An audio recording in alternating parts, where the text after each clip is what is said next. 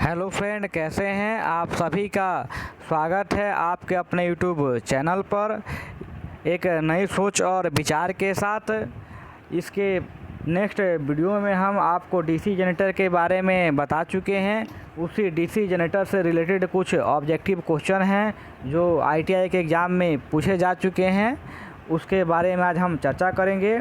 तो जो मेरा पहला क्वेश्चन दिया गया है, यह क्वेश्चन है डीसी जनरेटर में एक्स के रूप में चिन्हित भाग का नाम क्या है। तो यहाँ पर जो आकृति दी गई है, यह आकृति कम्यूटेटर की है और कम्यूटेटर में जिस भाग को दर्शाया गया है उस भाग का नाम है कम्यूटेटर रेंजर। तो यहाँ पर जो मेरा आंसर होगा, आंसर क्या होगा? यह आंसर मेरा होगा सी नंबर। अब हम चलते हैं अपने अगले क्वेश्चन की तरफ। तो जो मेरा अगला क्वेश्चन दिया गया है कि डीसी जनरेटर का नाम क्या है। तो यहाँ पर जो कनेक्शन बताया गया है, इस कनेक्शन के माध्यम से हमें बताना है कि इस जनरेटर का नाम क्या है। तो यहाँ पर हमारे दो फील्ड हैं, एक सीरीज फील्ड और एक शंट फील्ड। इसका मतलब ये हुआ कि यह जो मेरा जनरेटर है यह कंपाउंड जनरेटर है। अब कंपाउंड में यह कौन सा है? तो यहाँ पर दो एरो के चिन्ह बने हैं। तो एरो का चिन्ह का मतलब क्या हुआ कि चुंबकीय फ्लक्स एक दूसरे की विपरीत दिशा में है। किसके दिशा में है?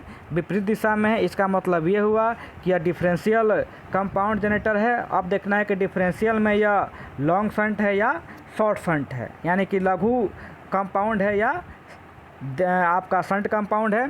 तो यहाँ पर जो आपका दिया गया है तो ये क्या है? हमारा जो आर्मेचर है, आर्मेचर के सीरीज क्रम में क्या है? आर्मेचर के श्रेणी क्रम में जो है हमारा आर्मेचर के श्रेणी क्रम में जो है हमारा लगाया गया है सीरीज फील्ड, और उस दोनों के पैरेलल में लगाया गया है कौन सा? आपका शंट फील्ड। इसका मतलब ये हुआ कि यह जो मेरा जनरेटर है यह कौन सा है? यह हमारा long shunt differential compound motor है। यहाँ तो यहाँ पर जो मेरा आंसर हो जाएगा वो क्या हो जाएगा? वो आंसर मेरा हो जाएगा ए। क्या हो जाएगा यहाँ पर? आंसर मेरा ए नंबर हो जाएगा। अब हम चलते हैं अपने नेक्स्ट क्वेश्चन की तरफ।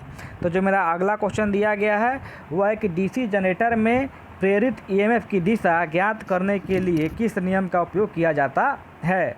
तो हम आपको पहले बता चुके हैं कि फ्लेमिंग के जो नियम हैं, इन नियम के माध्यम से हम लोग डीसी जनरेटर में प्रेरित ईएमएफ की दिशा पता करने के लिए और साथ में कंडक्टर के घूमने की दिशा पता करने के लिए हम लोग फ्लेमिंग का नियम क्या करते हैं? यूज करते हैं। और यह भी आपको बता चुके हैं कि डीसी जनरेटर की जब चर्चा आएगी तो फ्लेमिंग का आपका जो है दायां हाथ आ जाएगा, और जब डीसी मोटर की चर्चा आएगी तो क्या हो जाएगा? आपका फ्लेमिंग का बाएं हाथ का नियम आ जाएगा। तो यहाँ पर जो मेरा आंसर होगा इसका, तो आंसर कौन सा होगा? तो आंसर मेरा होगा क्वेश्चन का डी नंबर। क्या हो जाएगा? डी नंबर, फ्लेमिंग के दाएं हाथ का नियम। क्या हो जाएगा? फ्लेमिंग के दाएं हाथ का नियम। तो डीसी जनरेटर में प्रेरित ईएमएफ की दिशा पता करने के लिए हम लोग फ्लेमिंग के दाएं हाथ का नियम का यूज करते हैं। अब हम चलते हैं आपके अगले क्वेश्चन की तरफ। तो जो मेरा अगला क्वेश्चन दिया गया है, इस क्वेश्चन में लिखा गया है कि डीसी जनरेटर में उत्पन्न ईएमएफ की गणना करने के लिए सूत्र का उपयोग किया जाता है। तो डीसी जनरेटर में ईएमएफ पता करने के लिए हम लोग सूत्र का यूज करते हैं। वह सूत्र क्या है? तो आपको बता चुके हैं, फाई ZN P/6 गुणे ए। यह मेरा क्या है? आंसर है। तो जो मेरा यहाँ पर ऑप्शन दिया गया, ऑप्शन नंबर क्या होगा? यहाँ पर मेरा डी नंबर जो ऑप्शन होगा यह सही होगा। अब हम चलते हैं अगले क्वेश्चन की तरफ। तो जो मेरा अगला क्वेश्चन दिया है इसमें लिखा गया है कि ईएमएफ की गणना करने का सूत्र, ईएमएफ की गणना करने का सूत्र क्या है एक डीसी मोटर में। तो डीसी मोटर में जो हम लोग ईएमएफ की गणना करते हैं वह ईएमएफ होता है हमारा बैक ईएमएफ। क्या होता है? बैक ईएमएफ होता है। तो डीसी मोटर में बैक ईएमएफ निकालने का जो मेरा फार्मूला है वो कौन सा है? तो फार्मूला मेरा सी नंबर है। कौन सा है? सी नंबर मेरा यहाँ पर फार्मूला जो है वह डीसी मोटर में क्या करने के लिए? ईएमएफ ज्ञात करने के लिए फार्मूला है मेरा ईबी। ईबी का मतलब होता है बैक ईएमएफ। तो बैक ईएमएफ बराबर दिया गया है input voltage minus armature voltage. Clear? तो मेरा जो सी नंबर जो है वो आंसर सही है। अब हम चलते हैं अगले क्वेश्चन की तरफ। तो जो मेरा अगला क्वेश्चन दिया गया है, डीसी जनरेटर में एक्स के रूप में चिन्हित भाग का नाम क्या है। तो यहाँ पर जो चिन्हित भाग दिया गया है इसका नाम है पोल शू। क्या नाम है? पोल शू। तो यहाँ पर जो मेरा आंसर हो जाएगा वो क्या हो जाएगा? आंसर नंबर मेरा यहाँ पर डी हो जाएगा। अब हम चलते हैं अपने नेक्स्ट क्वेश्चन की तरफ। तो जो मेरा नेक्स्ट क्वेश्चन दिया गया है इसमें लिखा गया है कि डीसी जनरेटर का नाम क्या है। डीसी जनरेटर का नाम क्या है? तो यहाँ पर कई सारे ऑप्शन दिए गए हैं। तो यहाँ पर दिया गया है शंट जनरेटर, श्रेणी जनरेटर और आपका कंपाउंड जनरेटर दिया गया है। और जो मेरा चौथा ऑप्शन है वो दिया गया सेपरेटली एक्साइटेड जनरेटर।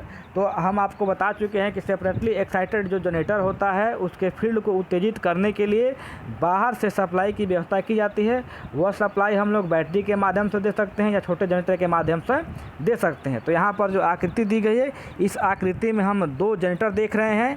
क्या देख रहे हैं? 2 जनरेटर हम देख रहे हैं। इसका मतलब ये हुआ कि यहाँ पर जो मेरा आंसर होगा वो कौन सा होगा? D number. तो यहाँ पर जो आकृति में जो जनरेटर दर्शाया गया है, इस जनरेटर का नाम है सेपरेटली एक्साइटेड जनरेटर। अब हम चलते हैं अपने नेक्स्ट क्वेश्चन की तरफ। तो जो मेरा नेक्स्ट क्वेश्चन दिया गया है वह है कि जनरेटर द्वारा किस ऊर्जा को विद्युत ऊर्जा में परिवर्तित किया जाता है। तो यह बात आप जानते हैं कि जनरेटर में यांत्रिक ऊर्जा को विद्युत ऊर्जा में कन्वर्ट किया जाता है। तो यहाँ पर जो मेरा आंसर हो जाएगा वह कौन सा हो जाएगा? डी नंबर हो जाएगा। अब हम चलते हैं अगले क्वेश्चन की तरफ। तो यहाँ पर दिया गया है कि डीसी जनरेटर फील्ड का नाम क्या है? डीसी जनरेटर फील्ड का नाम क्या है? तो यहाँ पर जो आकृति दी गई है इसमें 2 प्रकार के फील्ड वाइंडिंग स्थापित की गई है और दोनों फील्ड वाइंडिंग की चुंबकीय दिशा क्या है? एक जैसी है। कैसी है जी? एक जैसी है। तो एक जैसी, इसका मतलब क्या हुआ?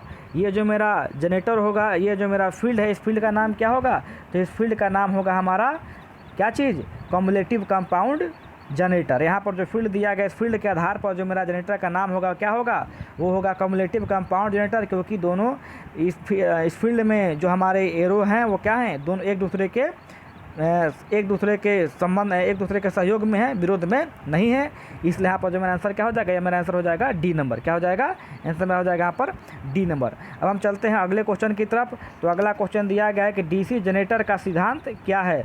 तो आप सब जानते हैं कि डीसी जनरेटर का जो सिद्धांत है वह फैराडे का विद्युत चुंबकीय सिद्धांत है। तो यहाँ पर जो मेरा आंसर होगा वह आंसर कौन सा होगा? डी नंबर, फैराडे का विद्युत चुंबकीय सिद्धांत। क्लियर। अब हम चलते हैं अपने नेक्स्ट क्वेश्चन की तरफ। तो जो मेरा अगला क्वेश्चन दिया गया है, यह दिया गया है कि गतिशील रूप में प्रेरित ईएमएफ के लिए सूत्र क्या है। तो आपको बता देते हैं कि जो हमारा जनरेटर है, जनरेटर द्वारा जो सप्लाई उत्पन्न की जाती है वह सप्लाई हमारी आभासीय सप्लाई होती है। तो आभासीय सप्लाई को हम लोग किस में ज्ञात करते हैं? तो आभासीय सप्लाई को हम लोग जब निकालते हैं तो उसमें हमारा साइन थीटा का वैल्यू ज़रूर आ जाता है। तो यहाँ पर जो मेरा आंसर होगा वह होगा सी नंबर। सी नंबर में दिया गया है BLV साइन वोल्टेज। तो मेरा क्या हो जाएगा? मेरा जो सी नंबर जो आंसर होगा वह सही होगा। तो यहाँ पर हम सी नंबर को टिक आउट कर देते हैं। अब हम चलते हैं अगले क्वेश्चन की तरफ। अगला क्वेश्चन में दिया गया है कि चुंबकीय क्षेत्र की दिशा ज्ञात करने के लिए, चुंबकीय क्षेत्र की दिशा ज्ञात करने के लिए किस नियम का उपयोग किया जाता है? चुंबकीय क्षेत्र की दिशा ज्ञात करने के लिए किस नियम का उपयोग किया जाता है? तो चुंबकीय क्षेत्र की दिशा ज्ञात करने के लिए सदैव हम लोग फ्लेमिंग के राइट हैंड रूल का उपयोग करते हैं। तो यहाँ पर जो मेरा ऑप्शन हो जाएगा वो कौन सा होगा? डी नंबर ऑप्शन मेरा यहाँ पर सही होगा। अब हम चलते हैं अपने नेक्स्ट क्वेश्चन की तरफ। तो जो हमारा नेक्स्ट क्वेश्चन दिया गया है इसमें बताया जा रहा है कि डीसी जनरेटर के भाग का नाम क्या है। तो आप सब जानते हैं कि डीसी जनरेटर का जो भाग दिखाई दे रहा है इसे हम लोग कहते हैं बॉडी या योक। क्लियर। तो आपके यहाँ पर हमारा डी नंबर जो आंसर है वो सही हो जाएगा। अब हम चलते हैं अपने नेक्स्ट क्वेश्चन की तरफ। तो जो मेरा अगला क्वेश्चन दिया गया है इसमें लिखा गया है कि 4 पोल डीसी जनरेटर के ड्यूप्लेक्स लैप वाइंडिंग में कितने समानांतर रास्ते होते हैं। तो हमारा जो जनरेटर का आर्मेचर होता है, आर्मेचर में 2 प्रकार की वाइंडिंग की जाती है। एक लैप वाइंडिंग की जाती है, दूसरी हमारी वेव वाइंडिंग की जाती है। यदि आर्मेचर में लैप वाइंडिंग की जाएगी तो जनरेटर के अंदर जितने पोल स्थापित किए जाएंगे उतने ही उस आर्मेचर के अंदर विद्युत को प्रवाहित कराने के रास्ते होंगे, या क्या होंगे? विद्युत को प्रवाहित कराने के रास्ते होंगे। और यदि आर्मेचर में वेव वाइंडिंग होगी तो पोलों की संख्या कितनी ही क्यों ना हो, विद्युत प्रवाहित कराने के मात्र 2 रास्ते होंगे। तो यहाँ पर लैप वाइंडिंग है, इसका मतलब ये हुआ कि जो हमारे आर्मेचर में जो समानांतर पथें हैं उनकी संख्या कितनी होगी? 4 होगी। कितनी होगी जी? 4 होगी। तो यहाँ पर जो मेरा आंसर नंबर ए होगा वो सही होगा। अब हम चलते हैं अपने नेक्स्ट क्वेश्चन की तरफ। तो नेक्स्ट क्वेश्चन दिया गया है कि डीसी जनरेटर के भाग का नाम बताएं। तो डीसी जनरेटर का भाग का नाम बताएं। तो यहाँ पर जो पार्ट दिया गया है, जो भाग दिया गया है वह भाग किसका है? आर्मेचर कोर का है। किसका है? आर्मेचर कोर का है। तो यहाँ पर जो मेरा आंसर होगा वह डी नंबर सही होगा। अब हम चलते हैं अगले क्वेश्चन की तरफ। तो जो मेरा अगला क्वेश्चन दिया गया है यह है डीसी जनरेटर में इंटरपोल कैसे जोड़ते हैं। डीसी जनरेटर में इंटरपोल कैसे जोड़ते हैं? तो एक बात याद रखिएगा, डीसी जनरेटर में जो मेरा इंटरपोल होता है वह सदैव आर्मेचर के श्रेणी क्रम में जोड़ा जाता है। अब जान लेते हैं कि इंटरपोल क्यों जोड़ते हैं। तो डीसी जनरेटर में आर्मेचर रिएक्शन इत्यादि बढ़ जाते हैं, जिसके वजह से स्पार्किंग होती है। उस स्पार्किंग को कम करने के लिए हम लोग डीसी जनरेटर में क्या करते हैं, इंटरपोल स्थापित करते हैं आर्मेचर के श्रेणी क्रम में। तो यहाँ पर जो मेरा आंसर हो जाएगा वह आंसर क्या हो जाएगा, ए नंबर मेरा यहाँ पर आंसर हो जाएगा। अब हम चलते हैं अपने नेक्स्ट क्वेश्चन की तरफ। तो जो मेरा अगला क्वेश्चन दिया गया है कि एक स्व उत्तेजित डीसी जनरेटर में अवशिष्ट चुंबक की आवश्यकता क्या होती है। तो एक सेल्फ एक्साइटेड जो जनरेटर होता है, उस सेल्फ एक्साइटेड जनरेटर में रेसिडुअल मैग्नेट की आवश्यकता क्यों होती है। तो यह बात आपको हम बता चुके हैं नेक्स्ट वीडियो में कि वोल्टेज के निर्माण के लिए हम लोग क्या करते हैं, अवशिष्ट चुंबक की आवश्यकता पड़ती है। तो एक सेल्फ एक्साइटेड जनरेटर में वोल्टेज निर्माण के लिए रेसिडुअल मैग्नेट की आवश्यकता पड़ती है, इसलिए मेरा जो आंसर हो जाएगा वो क्या हो जाएगा, ए हो जाएगा। क्या हो जाएगा, ए नंबर हो जाएगा। अब हम चलते हैं अपने नेक्स्ट क्वेश्चन की तरफ। तो जो मेरा अगला क्वेश्चन दिया गया है, इस क्वेश्चन में बताया गया है कि क्या बताया गया है जी यहाँ पर। तो यहाँ पर जो क्वेश्चन दिया गया है इसमें लिखा गया है कि डीसी मशीन में वे कौन से दो बिंदु हैं जो ब्रश संपर्क प्रतिरोध को मापते हैं। यहाँ पर दिया गया है कि डीसी मशीन में वे कौन से दो बिंदु हैं जो ब्रश संपर्क प्रतिरोध को मापते हैं, क्या करते हैं, मापते हैं। तो यहाँ पर देखिएगा, यहाँ पर कई सारे ऑप्शन दिए गए हैं। तो इतना बात याद रखिएगा कि जब हमें प्रतिरोध को मापना होगा कम्यूटेटर का, तो यहाँ पर हम क्या करेंगे, ब्रश और कम्यूटेटर के बीच के प्रतिरोध को हम लोग मापेंगे। तो यहाँ पर जो मेरा आंसर हो जाएगा वह आंसर कौन सा होगा, वह आंसर मेरा हो जाएगा सी नंबर। क्या हो जाएगा आंसर मेरा, सी नंबर मेरा आंसर हो जाएगा। यहाँ पर क्या हो जाएगा, मेरा सी नंबर आंसर हो जाएगा। अब हम चलते हैं अपने नेक्स्ट वीडियो की तरफ। तो जो मेरा अगला क्वेश्चन जो दिया गया है, इस क्वेश्चन में दर्शाया गया है कि किस वोल्टेज ड्रॉप को एक्स के रूप में चिन्हित किया गया है। किस वोल्टेज ड्रॉप को एक्स के रूप में चिन्हित किया गया है। तो यहाँ पर जिस चीज़ को चिन्हित किया गया है उसे हम लोग कहते हैं आर्मेचर, क्या कहते हैं, आर्मेचर रिएक्शन ड्रॉप, यानी क्या कहते हैं, आर्मेचर रिएक्शन सॉरी यहाँ पर क्या कहेंगे हम लोग, इसे कहेंगे आर्मेचर वोल्टेज पाथ। क्या कहेंगे, आर्मेचर वोल्टेज पाथ।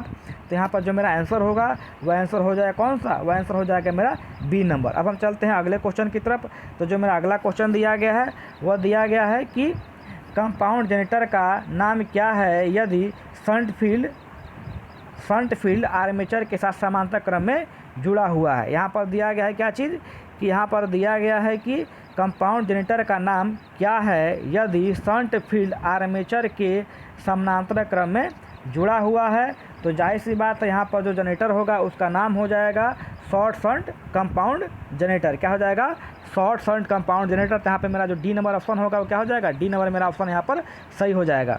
अब हम चलते हैं अपने नेक्स्ट क्वेश्चन की तरफ। तो जो मेरा अगला क्वेश्चन दिया गया है वह क्वेश्चन क्या है, क्या एक डीसी जनरेटर के आर्मेचर कोर पटलित हैं, क्या है, पटलित हैं। तो यहाँ पर देखिएगा मेरा क्वेश्चन क्या है, क्या एक डीसी जनरेटर के आर्मेचर कोर पटलित हैं। तो पटलित हैं, तो यहाँ पर जो ऑप्शन दिया गया उससे हम देख लेते हैं। ताम्र हानि को कम करने के लिए, उसके बाद दिया गया घर्षण को कम करने के लिए, हिस्टैरिसीस को कम करने के लिए, और आपका चौथा जो ऑप्शन दिया गया है वो क्या है, भव धारा को कम करने के लिए। तो इतना बात याद रखिएगा, जितने भी हमारे इलेक्ट्रिकल मशीनें हैं उनमें भव धारा यानी कि एडी करंट को कम करने के लिए उनके बॉडी के जो पार्ट होते हैं उसे हम लोग पतले पतले पत्तियों के द्वारा क्या करते हैं, स्टैपिंग करके तैयार करते हैं। तो यहाँ पे जो मेरा आंसर होगा, आंसर क्या होगा, आंसर मेरा यहाँ पर डी नंबर हो जाएगा। अब हम चलते हैं अगले क्वेश्चन की तरफ। तो अगला क्वेश्चन दिया गया है कि डीसी जनरेटर का आर्मेचर प्रतिरोध बहुत कम क्यों है। डीसी जनरेटर का आर्मेचर प्रतिरोध बहुत कम क्यों है। तो यहाँ पर कई सारे ऑप्शन दिए हैं, चलिए हम चलते हैं अपने ऑप्शन की तरफ। तो यहाँ पर जो मेरा पहला ऑप्शन दिया गया आर्मेचर धारा कम करने के लिए, और बी नंबर में दिया गया आर्मेचर वोल्टेज ड्रॉप को कम करने के लिए। तो यहाँ पर जो मेरा आंसर होगा वो कौन सा होगा, बी नंबर आंसर होगा, क्योंकि जो हमारा जनरेटर है, जनरेटर में जो आर्मेचर होता है इसका प्रतिरोध बहुत कम होता है। किस लिए हम लोग प्रतिरोध कम रखते हैं, तो आर्मेचर वोल्टेज ड्रॉप को कम करने के लिए। तो यहाँ पर जो मेरा आंसर हो जाएगा वो कौन सा हो जाएगा, आंसर नंबर मेरा यहाँ पर बी हो जाएगा। अब हम चलते हैं अपने अगले क्वेश्चन की तरफ। तो मेरा जो अगला क्वेश्चन दिया गया है वह क्वेश्चन है डीसी जनरेटर को घड़ी की दिशा में ही क्यों चलाना चाहिए। यहाँ पर दिया गया है कि डीसी जनरेटर को घड़ी की दिशा में ही क्यों चलाना चाहिए। तो अब हम चलते हैं अपने ऑप्शन की तरफ। तो यहाँ पर दिया गया है ब्रश को नुकसान से बचाने के लिए, दूसरा जो दिया गया अवशिष्ट चुंबकत्व की रक्षा करने के लिए, 3 नंबर दिया गया आर्मेचर में शॉर्ट सर्किट से बचाने के लिए, और चौथा हमारा दिया गया है जनरेटर अतिभारित करने से बचाने के लिए। तो यहाँ पर देखिए इन सभी में जो मेरा ऑप्शन होगा वो ऑप्शन होगा बी नंबर सही होगा, क्योंकि अवशेष चुंबक की रक्षा करने के लिए। तो यहाँ पर हम क्या करेंगे, यहाँ पर हम बी नंबर को टिक आउट कर देते हैं। अब हम चलते हैं नेक्स्ट क्वेश्चन की तरफ। तो जो मेरा अगला क्वेश्चन है, यह क्वेश्चन दिया गया है कि बड़े डीसी जनरेटर में घुमावदार क्षतिपूर्ति क्यों प्रदान की जाती है। बड़े डीसी जनरेटर में घुमावदार क्षतिपूर्ति क्यों प्रदान की जाती है। तो यहाँ पर कई सारे ऑप्शन दिए गए हैं। पहला ऑप्शन है अधिक लोड कनेक्ट करें। 2 नंबर में दिया गया है कम्यूटेटर प्रभाव को कम करें। और जो मेरा अगला ऑप्शन है वो दिया गया है क्या चीज़, तो अगला ऑप्शन है मेरा कि आर्मेचर प्रतिक्रिया प्रभाव को बेअसर करने के लिए। और मेरा जो डी नंबर दिया गया है जनरेटर की दक्षता बढ़ाने के लिए। तो यहाँ पर जो मेरा आंसर हो जाएगा वो आंसर मेरा हो जाएगा सी नंबर। क्या हो जाएगा, आर्मेचर प्रतिक्रिया प्रभाव को बेअसर करने के लिए। सी नंबर में यहाँ पर आंसर हो जाएगा। अब हम चलते हैं अगले क्वेश्चन की तरफ। तो अगला मेरा क्वेश्चन यहाँ पर दिया गया है कि डीसी जनरेटर के वोल्टेज का निर्माण करने में विफल होने का कारण क्या है। डीसी जनरेटर के वोल्टेज निर्माण करने में विफल होने का कारण क्या है। तो चलिए हम देखते हैं ऑप्शन को। तो यहाँ पर मेरे ऑप्शन कई सारे दिए हैं। इसमें पहला ऑप्शन है ढीले ब्रश संयोजित करना, आर्मेचर प्रतिरोध अधिक करना। उसके बाद दिया गया है सी नंबर फील्ड प्रतिरोध क्रांति प्रतिरोध से ऊपर। और मेरा जो डी नंबर में दिया गया प्राइम मूवर रेटेड गति से ऊपर चल रहा है। तो यहाँ पर जो मेरा ऑप्शन होगा वह मेरा सी नंबर ऑप्शन क्या होगा, सही होगा। क्या होगा मेरा यहाँ पर सी नंबर में जो मेरा आंसर होगा वह सही होगा।